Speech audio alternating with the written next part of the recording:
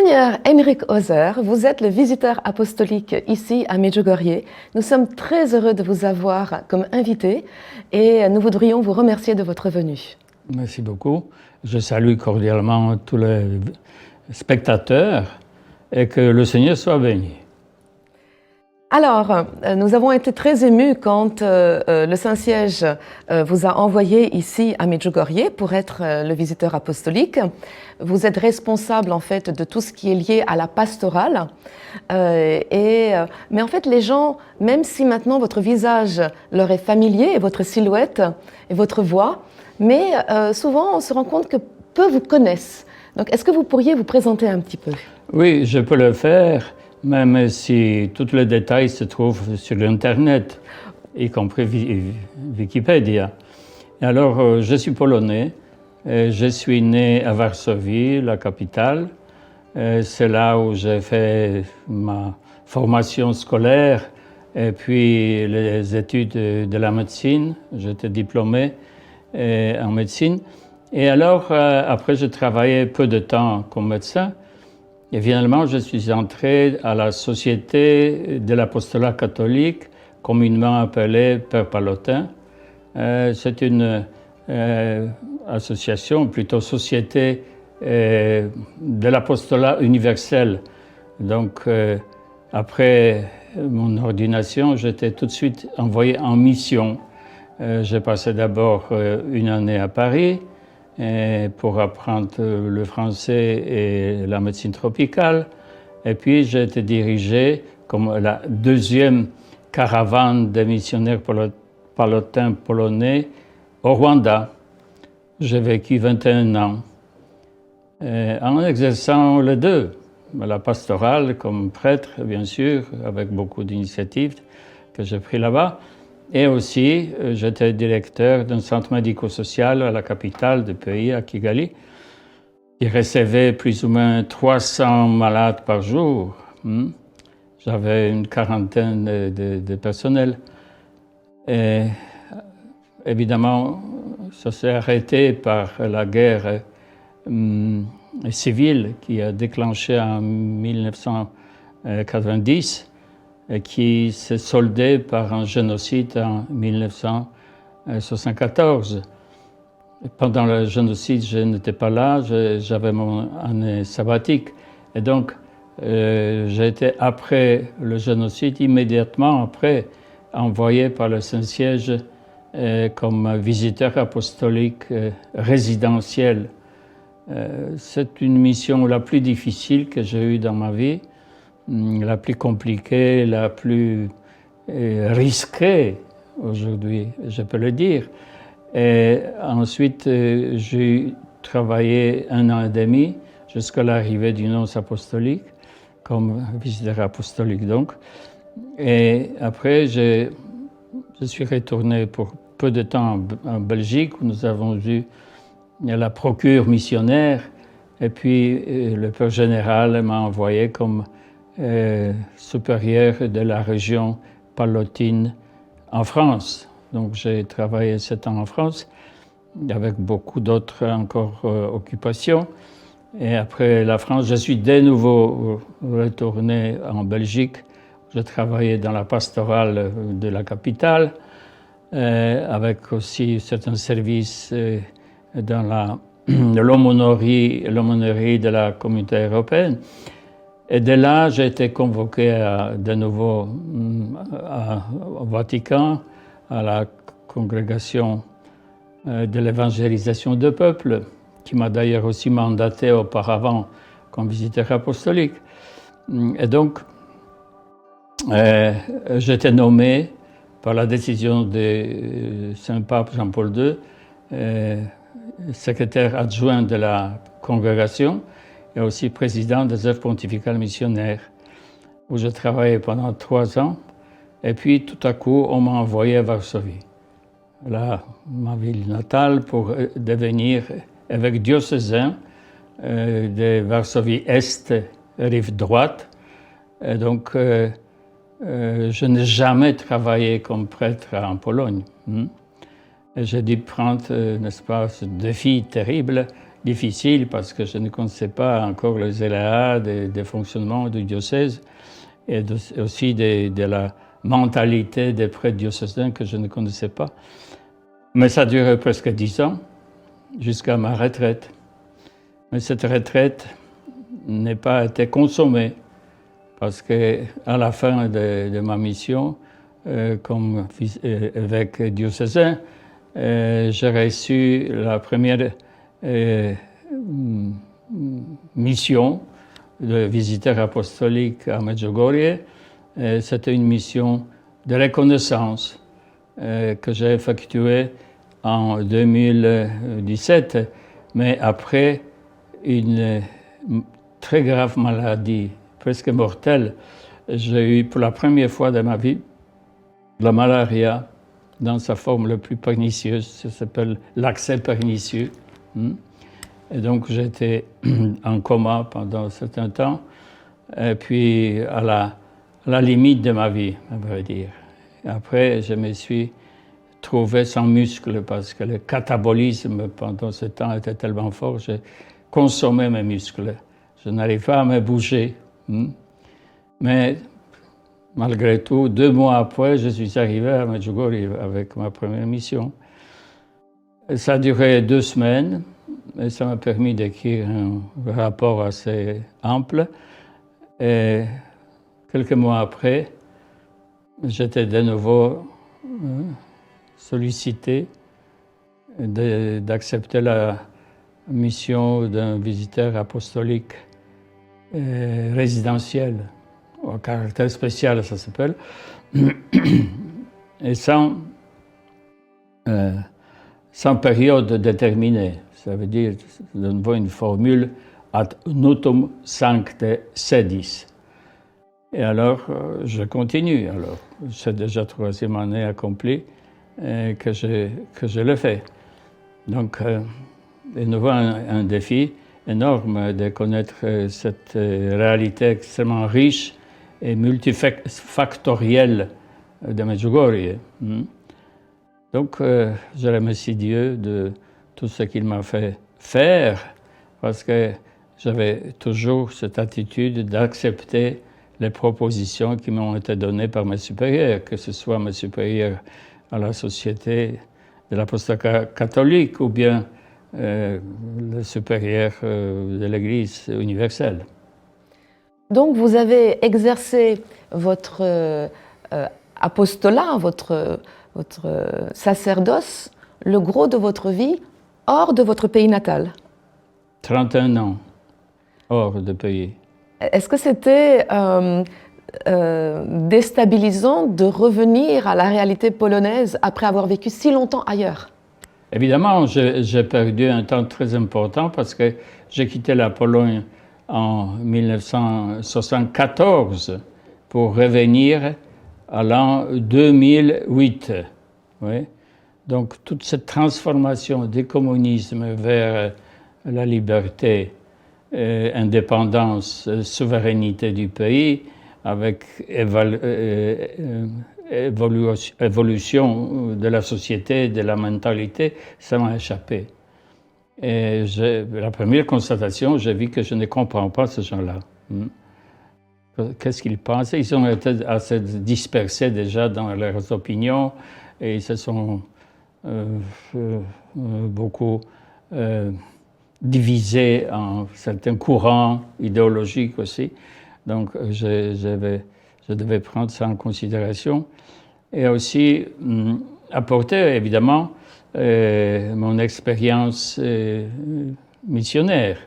C'est ainsi que j'ai ouvert pour le diocèse une mission dans un pays de l'Afrique occidentale, Sierra Leone, aussi dévasté par la guerre civile, la fameuse guerre de diamants.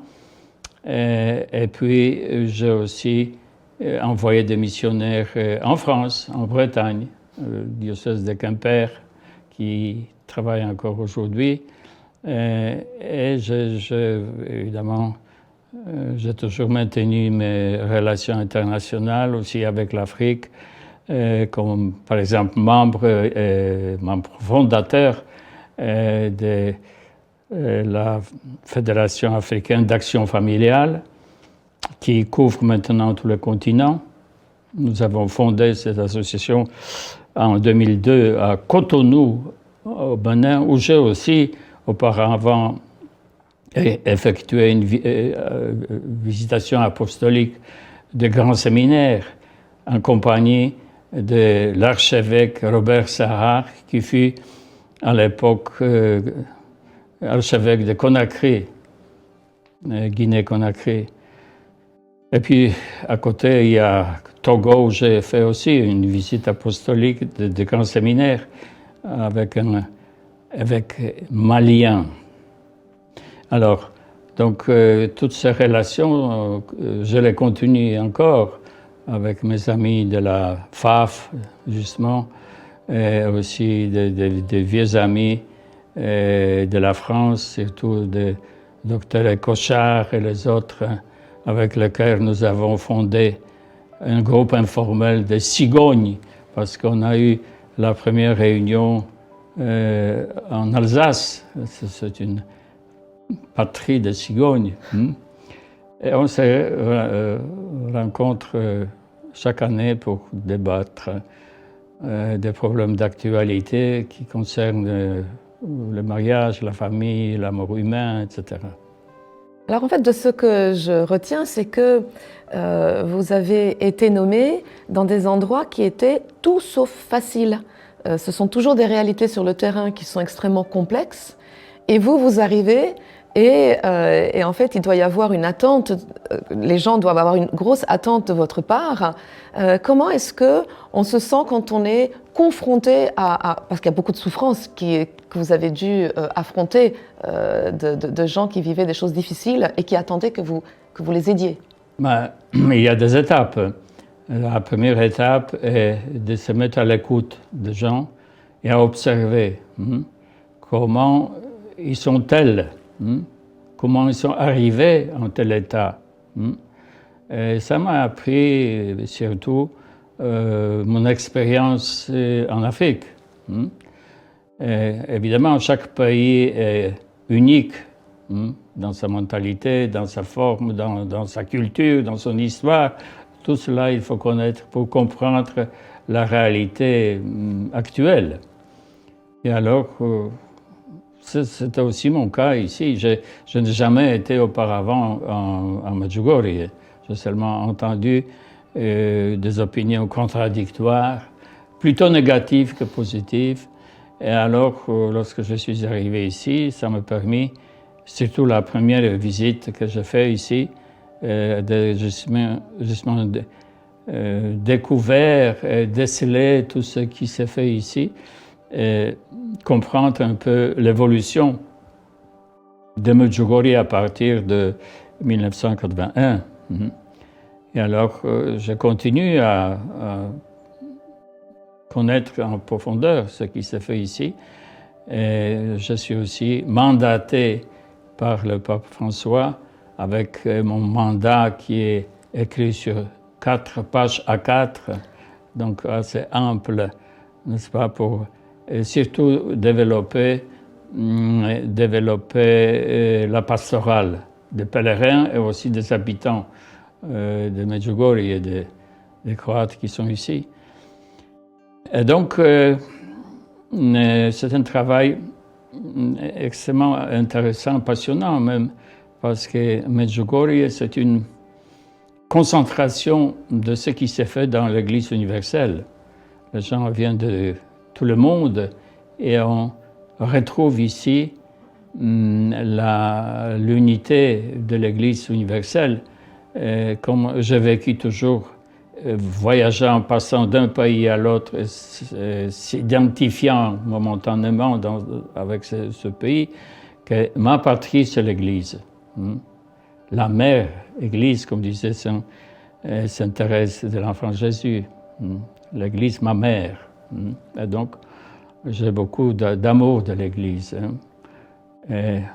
Alors, votre compatriote, Saint Jean-Paul II, est né en Pologne, mais nous le sentons tous comme étant, il nous appartient à nous tous.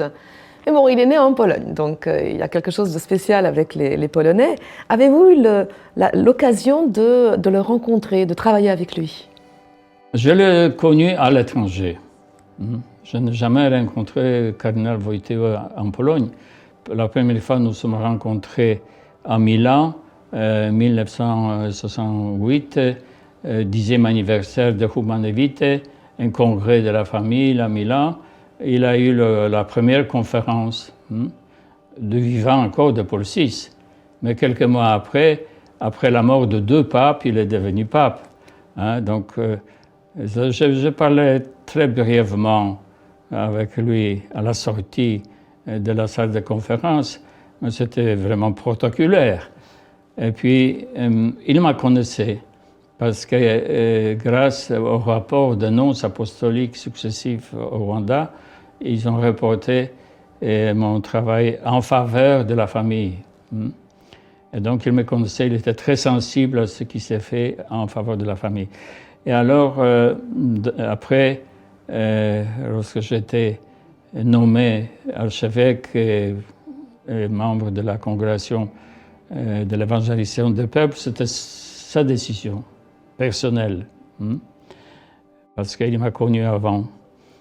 Et donc, pendant ma mission tellement difficile au Rwanda après le génocide, je venais de temps en temps au Vatican pour donner mon rapport à vive voix.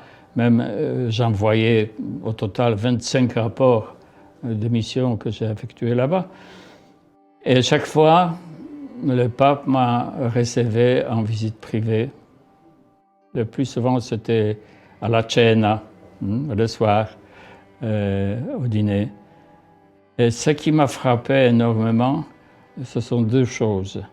D'abord, il écoutait. Il ne disait presque rien. Il écoutait et il m'a regardé toujours de son regard pénétrant, profond et pénétrant. Donc c'était des moments très émouvants finalement de le voir. Il était déjà malade, c'était après son accident, lorsqu'il a eu problème de mouvement, etc. Durant d'ailleurs le premier synode africain qui s'est déroulé pendant le génocide au Rwanda, qui a tellement influencé d'ailleurs ce synode. Et alors, pendant le synode, j'étais aussi en contact avec Jean-Paul II, avec les autres, parce qu'il recevait à table tous les participants au synode. Non seulement les pères du synode, mais aussi les auditeurs, des experts. Moi, j'étais expert de la famille, de développement. J'ai dû prononcer une conférence de 20 minutes en présence de Jean-Paul II. C'était aussi quelque chose. Et alors, après, donc on s'est rencontrés si souvent ainsi. En avril 2017, le pape François a écrit un courrier et un motu proprio dans lequel il disait que désormais, c'était la congrégation du clergé. Donc, avant, les sanctuaires étaient sous la juridiction de la congrégation pour le clergé. Et puis, à partir de avril 2017, ça a été transféré vers le Conseil pontifical pour la promotion de la nouvelle évangélisation. Donc, ça montrait l'importance en fait que l'Église donnait désormais au sanctuaire. Nous avons tous des histoires de sanctuaires, je pense. Moi, quand j'étais petite, ma grand-mère nous emmenait à Lourdes et à Lisieux. Et mon frère et moi, on en garde un souvenir vraiment horrible parce qu'on passait beaucoup d'heures en voiture et nous, on était petits, donc on n'aimait pas beaucoup ça. Par contre, ma grand-mère nous emmenait 1 fois par semaine au Sacré-Cœur de Montmartre. Et aujourd'hui encore, quand je me sens pas très bien, quand j'ai l'impression que tout est très difficile, je cours me ressourcer au Sacré-Cœur de Montmartre. C'est vraiment un endroit pour moi spécial. Quelle est votre expérience des sanctuaires? Quels sont les sanctuaires qui ont été importants dans votre vie à vous? J'ai connu des sanctuaires évidemment en Pologne, surtout Częstochowa, où je faisais aussi le pèlerinage à pied, 230 km à pied, ça durait 9 jours, n'est-ce pas, à pied. Et ça continue aujourd'hui, même les gens viennent de distance à pied toujours, de 600 km pour arriver là-bas. Et donc, c'est un sanctuaire national que j'ai fréquenté le plus souvent, mais aussi Niepokalanów, où était construit par le saint Maximilien Kolbe. La piété mariale m'a accompagné depuis mon enfance. Mais à l'étranger, évidemment, j'ai fréquenté plusieurs fois Fatima, Lourdes, le plus souvent Lourdes, mais aussi Lisieux aussi plusieurs fois. Mais j'ai porte au cœur aussi un petit sanctuaire qui m'est très cher en Belgique, à savoir près de Eupen, qui est dédié à la Madone, qui est apparue en 1933, l'année d'accès de Hitler au pouvoir. Elle s'est présentée comme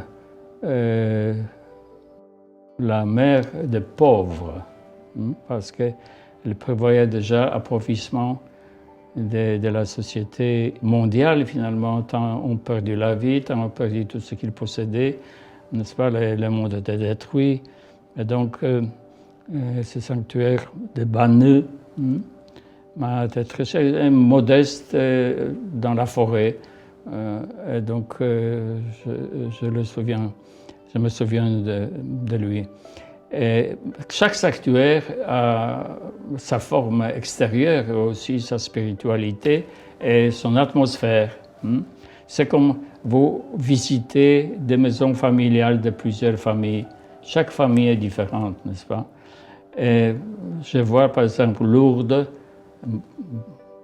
très concentrée, très verticale, qui montre justement ce que nous perdons le plus souvent, à savoir notre contact avec Dieu, avec le ciel.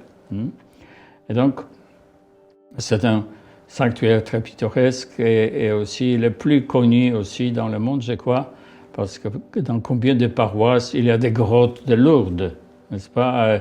Et la statue de la Niepokalana, ça veut dire immaculée, quoi. Alors, donc, Lourdes m'a beaucoup frappé. J'ai participé là aussi, non seulement comme pèlerin, mais aussi comme visiteur,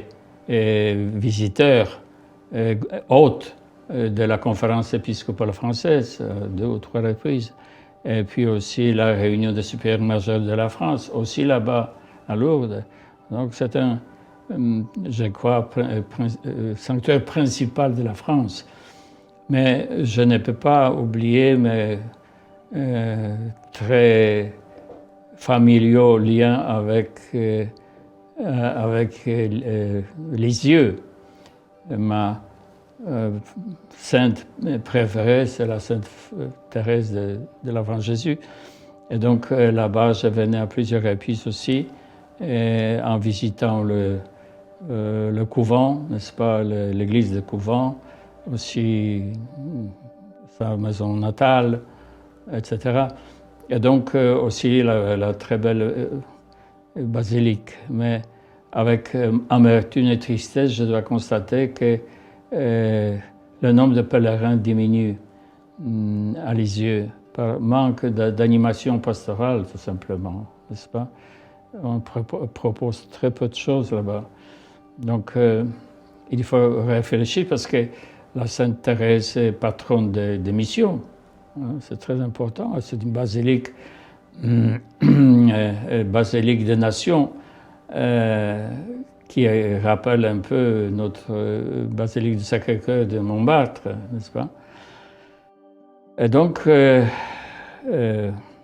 crois que aussi, il faut mentionner Fatima. Fatima n'est pas tellement concentrée verticalement, mais plutôt horizontalement. N'est-ce pas? C'est un grand espace dispersé, etc.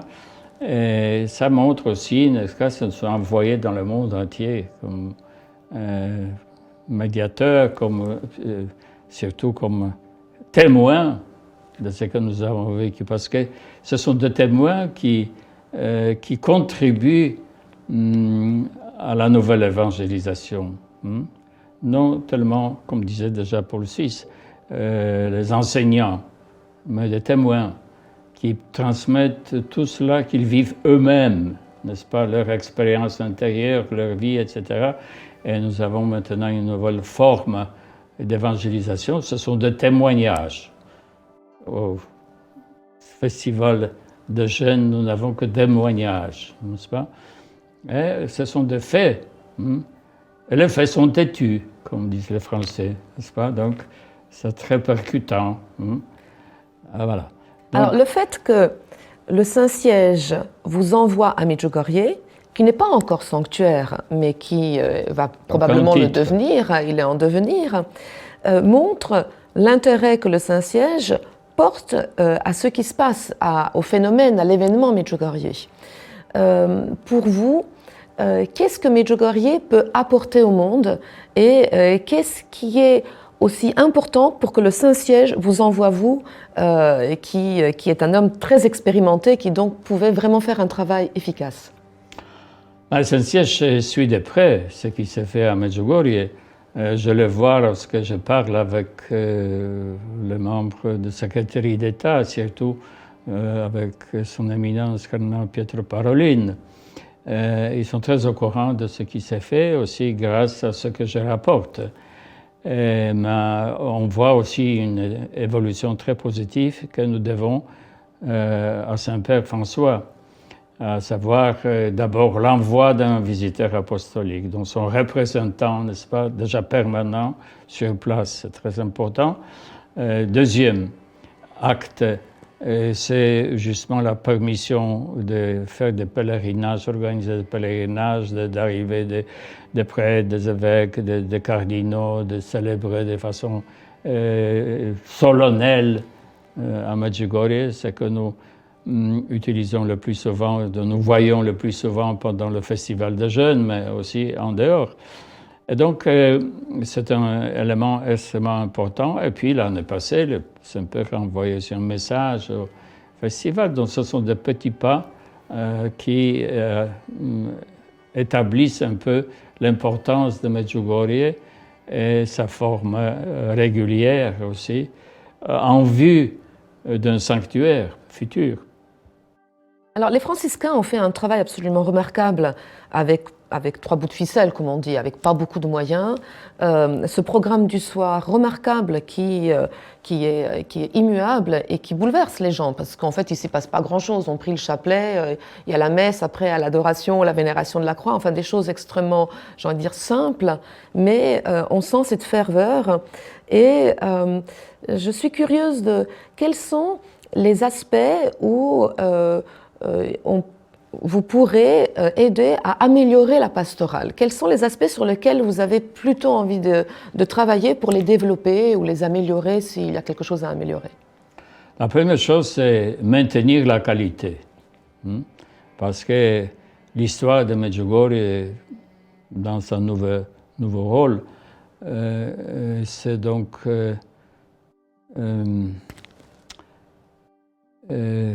c'est un canon liturgique, n'est-ce pas, qui s'est formé. Et il faut voir Medjugorje comme une plante qui se développe successivement. Et il faut maintenir la qualité de ce qui a été créé et non introduire une révolution ici, et que certains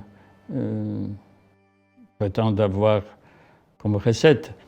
L'Église ne supporte pas de révolution. L'Église grandit à la façon de tous les exemples que Jésus nous a donnés, l'exemple de la croissance du royaume de Dieu. Et donc, nous sommes en croissance permanente et évidemment, le temps porte certains éléments que nous pouvons améliorer, mais c'est tout. Et avant tout au profit des pèlerins. Donc, on a développé un programme de formation catéchétique, de retraite, etc., des symposiums, des congrès qu'on organise ici. Et évidemment, il faut maintenir le cap et il faut maintenir la qualité. C'est le problème très important. Et aussi l'accueil de pèlerins est extrêmement aussi important. Donc la formation de guides qui accompagnent des pèlerins et aussi un programme hebdomadaire qui permet aux pèlerins de jouir de ce qu'ils définissent eux-mêmes comme atmosphère, climat de Medjugorje, atmosphère de paix, de silence, de la prière, n'est-ce pas, atmosphère de la paix. Et donc, c'est très important de ne pas transformer cela en bazar, n'est-ce pas? Lorsque nous nous approchons de l'église, nous voyons aussi un placard Tichina. Silence, silence. Et notre façon de faire adoration de Saint-Sacrement aussi privilégie le silence, n'est-ce pas? Qui y a un interlude musicaux très belle, très beau. Ici, il y a aussi quelques réflexions, mais à compte-gouttes, pour laisser cette intimité, n'est-ce pas, de présence à côté du Seigneur. Alors, tout à l'heure, vous nous parliez de votre peine, disons, de voir qu'un sanctuaire aussi extraordinaire que Lisieux soit un petit peu en perte de vitesse. Donc, avec le potentiel extraordinaire de cet endroit, où moi aussi j'aime beaucoup me rendre. Quelle est la différence, ou alors comment est-ce que quelque chose qui se passe à Medjugorje aujourd'hui, en fait, qui ne se passe pas grand-chose, c'est juste des choses normales de la foi catholique, de l'Église, rien de révolutionnaire, rien de très fou. Comment est-ce qu'on pourrait alors aider à ce qu'on puisse peut-être faire dans d'autres endroits ce qui se passe ici? Est-ce que vous pensez que c'est faisable? C'est faisable, évidemment, parce que tout le sanctuaire maintenant nous envoie aux racines de notre foi, aux racines, fondement de notre vie, et aussi nous envoie au fin dernier, n'est-ce pas, de la foi.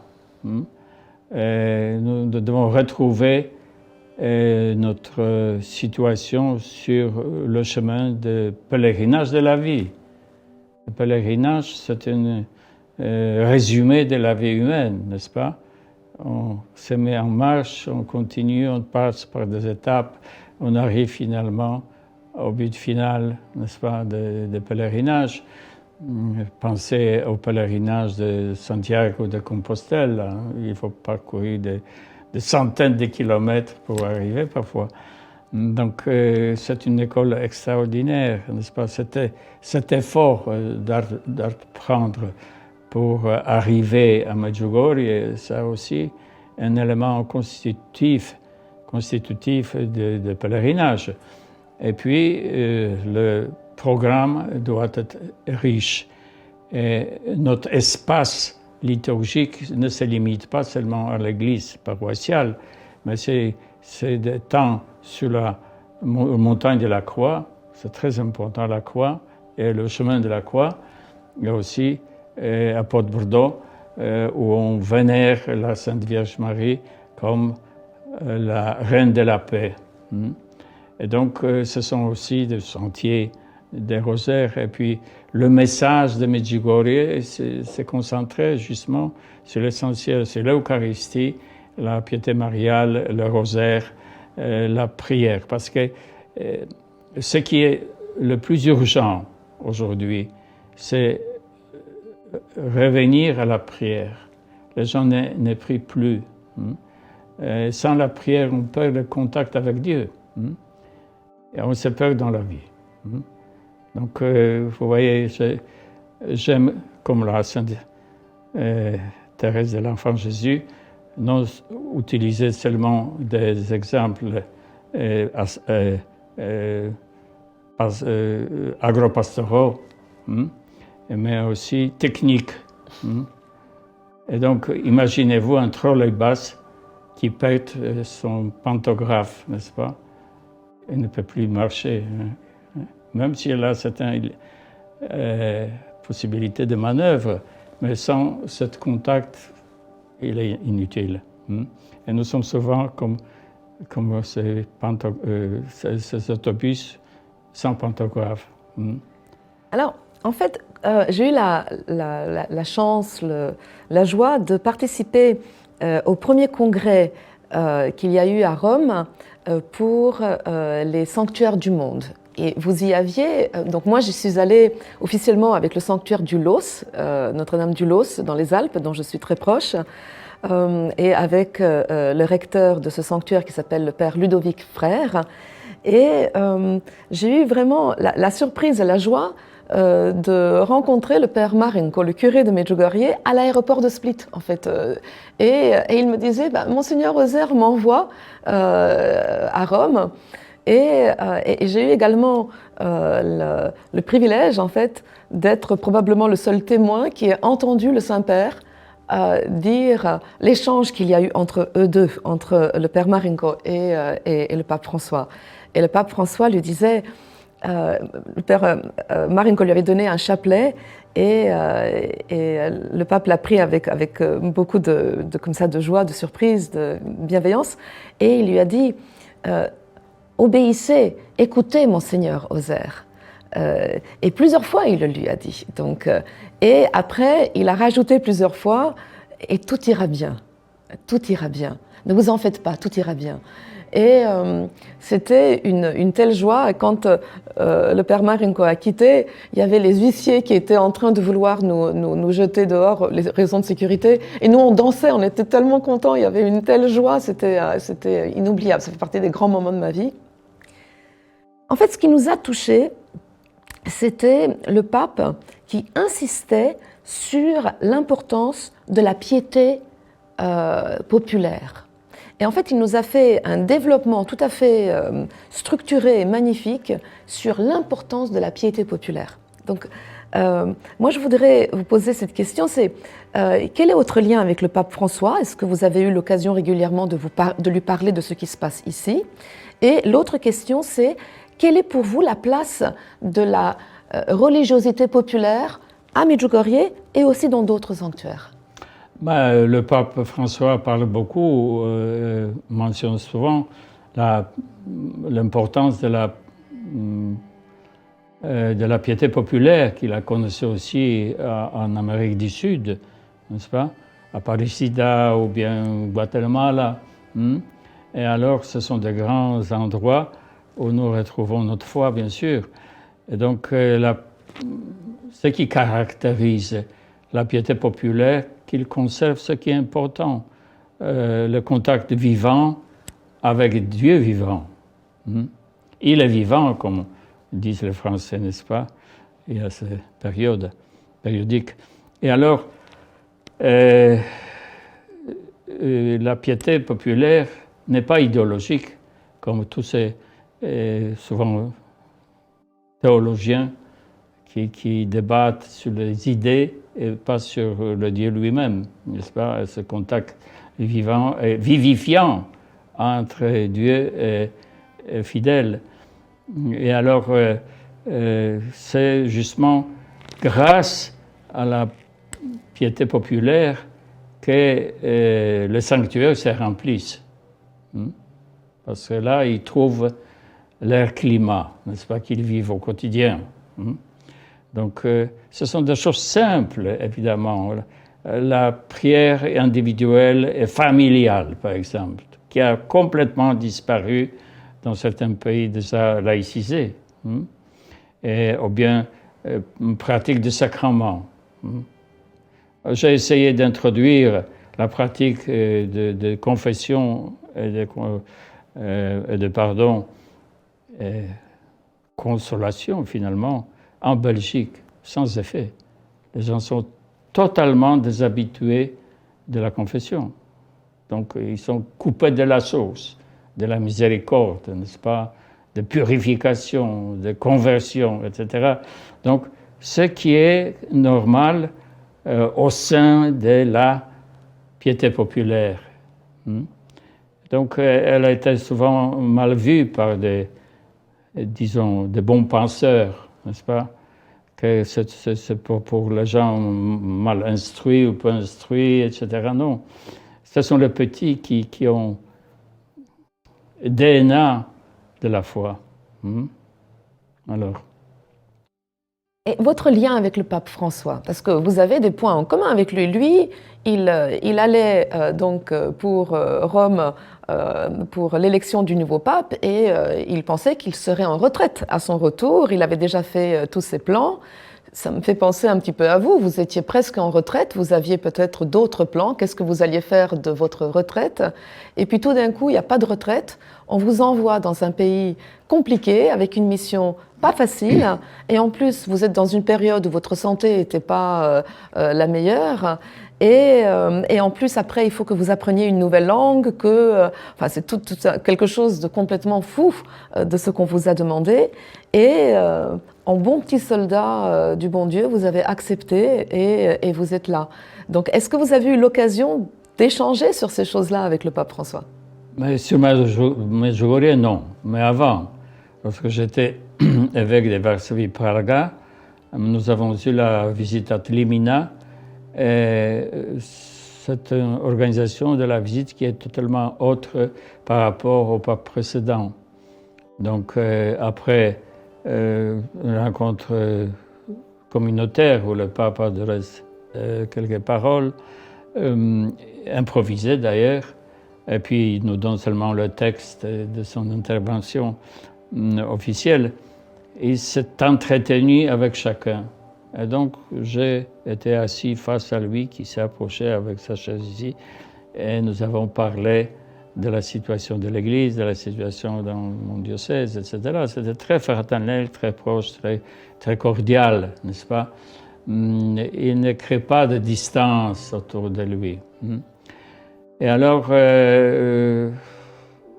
après, lorsque je suis déjà ici, donc mes contacts sont indirects à travers de la secrétaire d'État et son éminence Pierre Paroline, évidemment, réfère tout ce qui se passe ici, tout ce que j'apportais là-bas, tous mes rapports directement au pape, puisque le dossier de Medjugorje est déjà dans les attributions de secrétaire d'État. C'est l'instance la plus haute de l'organisation de la curie romaine.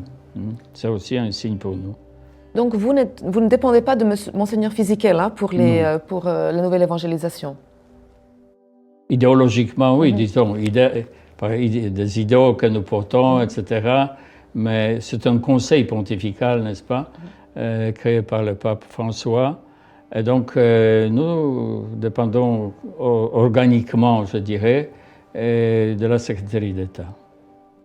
Alors, par rapport à Medjugorje, il y a des gens qui viennent vous voir pour vous dire « Oh, mon père, c'est formidable, Medjugorje, ça a changé ma vie, c'est formidable ». Mais de temps en temps, il doit y avoir des gens qui viennent vous dire et vous disent « Medjugorje, c'est absolument épouvantable ». Est-ce que ça arrive? Moi, je n'ai pas eu beaucoup de contacts avec les gens qui sont venus ici sans effet. Plutôt, j'ai des contacts avec tous ceux qui sont de grands convertis qui me déclarent souvent « Ah voilà, ma vocation est née ici ». Il y a plus que 800 vocations sacerdotales et religieuses qui sont nées à Medjugorje. Une fois, j'ai rencontré un prêtre australien qui me dit « Je suis venu comme jeune homme ici, drogué et alcoolisé. Je t'ai converti ici, mais je suis maintenant un prêtre heureux, n'est-ce pas? Il y a tant d'autres pareils. » Ce sont des événements les plus caractéristiques et marquants de l'importance de Medjugorje, la conversion, et puis ce retour au confessionnal, n'est-ce pas? Ce n'était pas seulement tribunal de justice, mais aussi de miséricorde. Est-ce que vous êtes parfois au confessionnal? Si, mais rarement, mais si. Alors, moi, je suis en contact avec tous les confesseurs, évidemment. Je raconte leurs impressions, bien sûr. Je crois que c'est un moment très important que les confessionnaux soient desservis. Et nous faisons un grand effort de faire venir les confesseurs de l'extérieur aussi. On sollicite aussi l'aide de ceux qui accompagnent les pèlerins parce que nous ne pouvons pas assurer ici les confessions à toutes les langues du monde. Hein? Donc si ce sont des gens qui viennent des Philippines ou surtout de Corée du Sud, par exemple, n'est-ce pas, ou d'autres pays de langues qui ne sont pas tellement internationales. Mais vous avez nommé à domicile, j'ai envie de dire, le père Léon qui s'occupe pour les gens qui parlent anglais. Je l'ai déjà trouvé ici, il était déjà ici. Oui. Donc il a été confirmé dans son poste. Il est dominicain, anglais, n'est-ce pas? Mais il y a aussi un confrère franciscain qui appartient à la province de Rome et qui s'occupe des gens qui parlent l'italien et aussi portugais. Et donc, il y a un chapelain polonais, franciscain, Père Urban, qui s'occupe justement des Polonais et des autres Slaves. Le Père Boris pour les Français. Le Père Boris, maintenant, un francophone et polyglotte. Donc, sont ici assurés, surtout pendant le temps de l'épidémie. Oui, ça c'est un peu spécial. Oui, parce que les pèlerins de loin arrivent à compte-gouttes ici. Et c'est un grand défi de Medjugorje. Est-ce étrange pour vous, le docteur Henrik Ozer, hein, donc pas le prêtre, ce qui se passe dans le monde avec ce virus? Mais ce n'est pas la première épidémie dans l'histoire du monde. Nous savons quelle était l'épidémie, comme la grippe hispanique, n'est-ce pas, qui a aussi entraîné des millions, je crois, de victimes. Mais grâce maintenant à la mobilité des personnes dans le monde, évidemment, c'est une pandémie en vrai sens de ce mot, qui englobe tous les pays du monde. Et donc, il y a une mortalité assez élevée, doublée dans certains pays ou plus. Et nous avons encore un long chemin de vaccination qui peuvent stopper éventuellement. Mais c'est des points de vue social et médical que nous pouvons considérer, n'est-ce pas, ce phénomène. Autrefois, il a eu une conviction, fausse conviction, qu'il y a un nombre limité, déterminé de maladies. Et maintenant, nous voyons qu'il y a des maladies qui naissent, de nouvelles maladies, de nouveaux virus, surtout, n'est-ce pas, qui nous menacent. Mais du point de vue d'un regard de la foi, il faut appliquer la méthodologie de la lecture des signes de temps. C'est un grand signe de temps pour nous tous. Comment nous sommes impuissants devant les phénomènes mondiaux que nous provoquons parfois. Et donc, c'est une grande leçon de l'humilité par rapport à Dieu qui peut être seul, à celui qui peut nous sauver de cette calamité. Et nous avons le nombre croissant de calamités dans le monde aujourd'hui. C'est aussi un signe de temps. Parce que au fur et à mesure que nous nous déconnectons de Dieu, nous tombons en chaos. Est-ce que vous êtes confronté à la peur de certains? Parce que moi, je reçois des messages sur mon téléphone, sur mon email, de gens très, très craintifs, en fait, qui me parlent de fin du monde, des choses comme ça. Comment est-ce que vous réagissez? La peur accompagne tous ces événements, évidemment, et ceux qui n'ont pas la foi ne voient pas l'avenir. Moi, j'aime aussi souligner ici à Medjugorje que le Seigneur vient de l'avenir, du futur. Et je donne cet exemple après la résurrection. Il disait « Je vous précéderai en Galilée. Vous me trouverez là-bas. » Pourquoi Galilée? Parce que c'est la patrie de l'Évangile.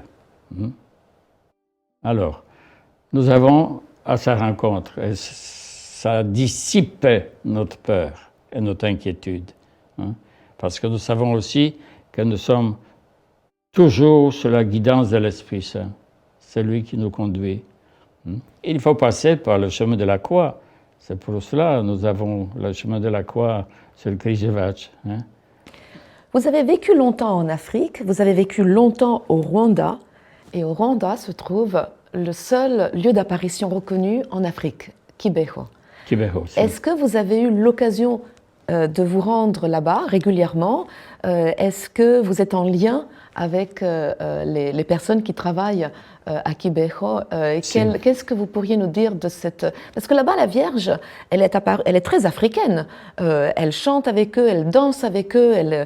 Comme ici, elle apparaît croate à Medjugorje. À Kibeho, elle est apparue comme une jeune femme africaine entièrement. Évidemment, c'est typique dans la logique de l'incarnation, n'est-ce pas?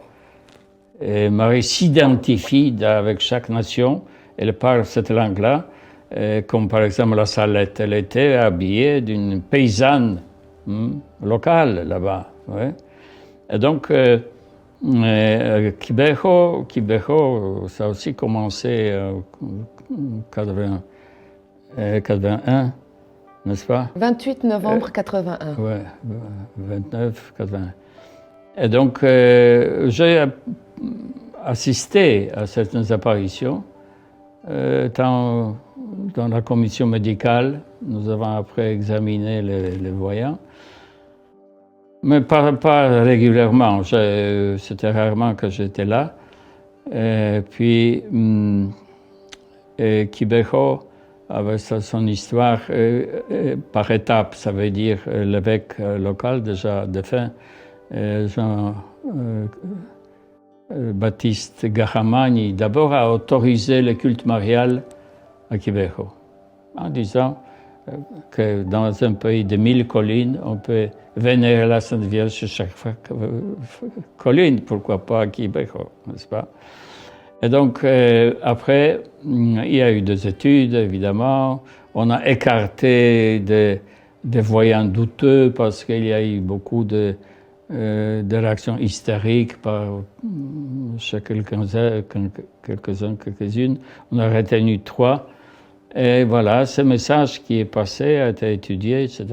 Et assez vite, à mon avis, l'Église a reconnu l'authenticité de cet endroit où mes confrères palotins sont responsables du sanctuaire sur place, comme le père franciscain ici.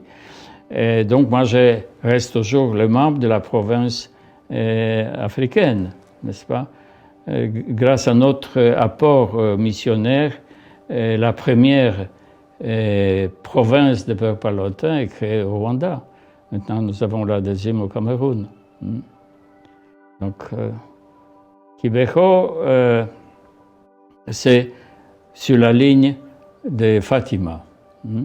Je vois cette séquence des événements qui se sont produits après Fatima.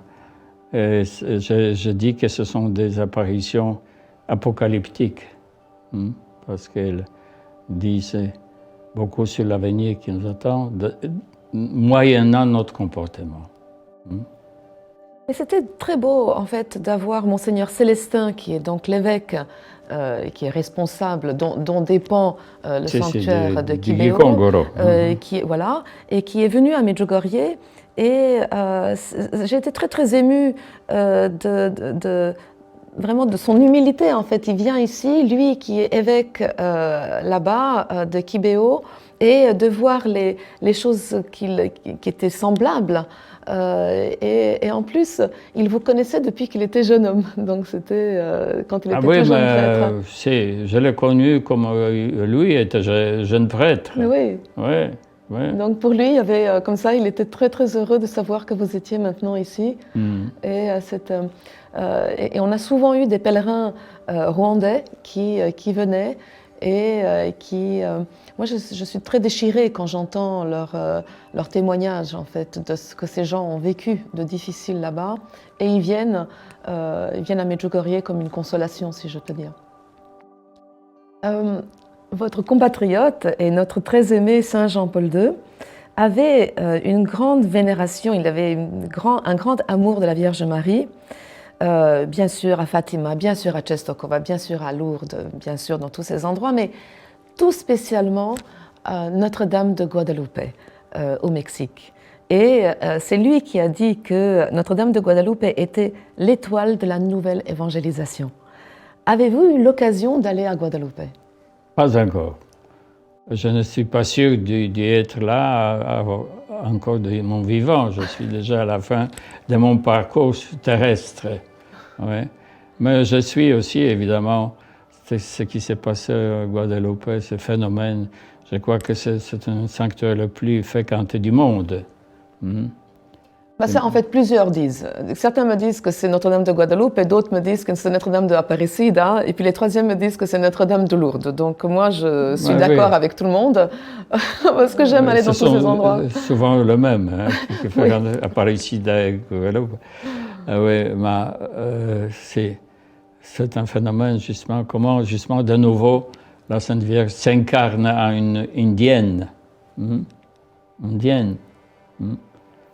Avec nos miracles de son image, n'est-ce pas, de ses yeux qui reflètent ce qui se passe devant elle avec Diego. Juan Diego, le voyant, le petit Indien. 57 ans il avait, hein, alors que les autres voyants d'habitude sont des jeunes.